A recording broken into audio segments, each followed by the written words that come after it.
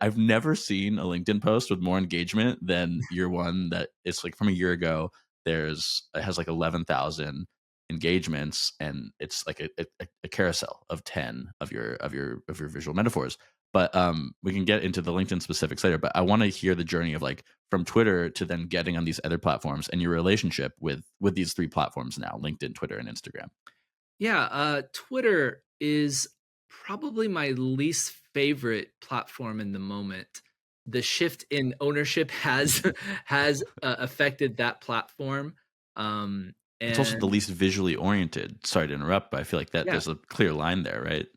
yeah, I think it doesn't necessarily lend itself to visuals as much.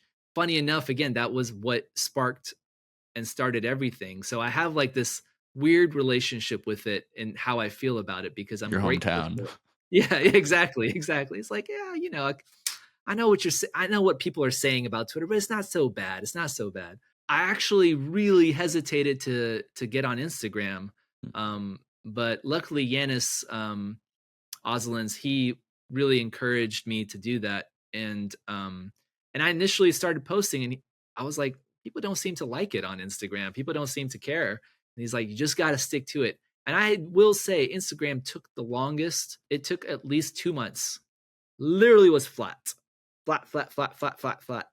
And then all of a sudden it picked up again, just like Twitter. I can't tell you, I don't even know which post it was, but it just picked up immediately. And then almost all of them picked up at the same time. LinkedIn, I got into the very latest, like was one of the last ones I was like, all right, let me also expand on to LinkedIn. And the only reason I expanded on LinkedIn was because of how many people were on LinkedIn using my visuals without crediting me. You have to come to some level of peace when you do this kind of work with, okay, people are going to steal your stuff, and you have to try to find a way to manage those emotions and try to have a little bit more of an abundance mindset with that.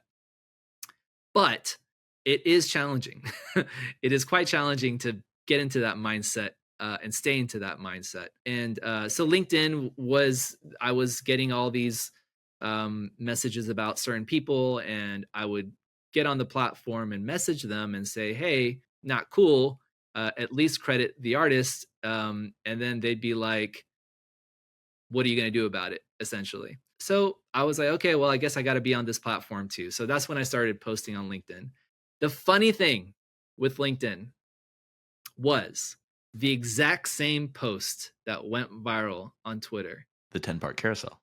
Yeah, goes extremely viral on LinkedIn. And my friend Roberto kind of is the one who pointed this out. He was like, because he knows how I kind of approach these things. He's like, I know you barely care about this. And here I go, I get offline and I look back, and all of a sudden you go from 12, 15,000 to 65,000 in like however From that many one long. post. Yeah, off of that one post.